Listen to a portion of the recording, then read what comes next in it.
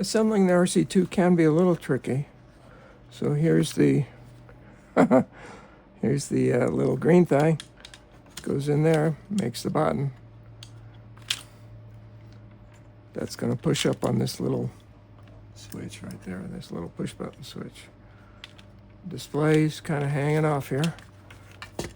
That wants to get fit in under here, into that little gap there. And then you got to kind of pull out on it a little bit. And this is a very tight fit here, getting the display board past this little corner here. There we go. Once you get it past, then you want to kind of pull up on this far end and push on this end to snap those fittings in, get those in really nice and flush.